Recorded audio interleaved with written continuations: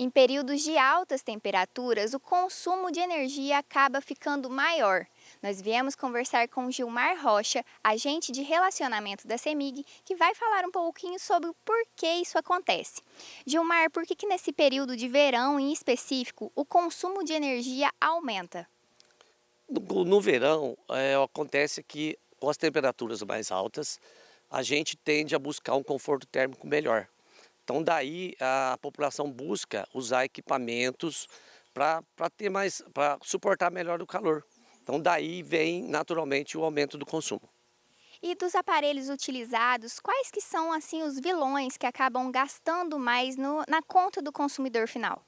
Especificamente no verão, o que mais consome é o ar-condicionado, né? Ele supera o consumo dos ventiladores, dos condicionadores de ar, por ter uma potência mais alta e para que gere esse consumo, né, esse conforto maior para a população, ele tem um consumo mais alto.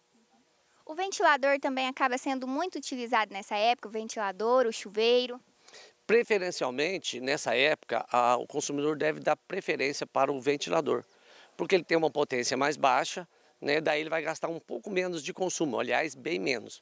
O importante salientar que nesse período, o que determina mais o consumo é o tempo de utilização.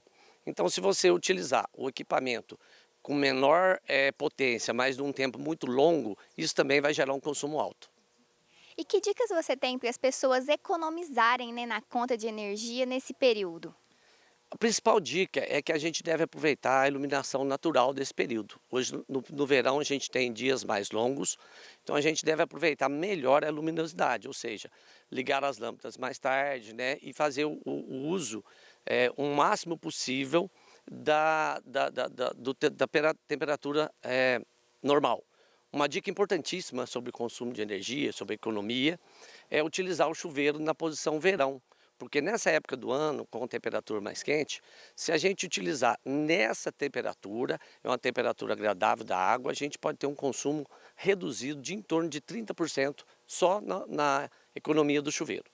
Então a população deve ficar bem atenta na questão do tempo de uso para poder economizar. Exatamente, o tempo de uso é a questão principal dos equipamentos. Quanto maior a potência do equipamento, quanto maior o tempo de uso, maior será o consumo na fatura de energia elétrica.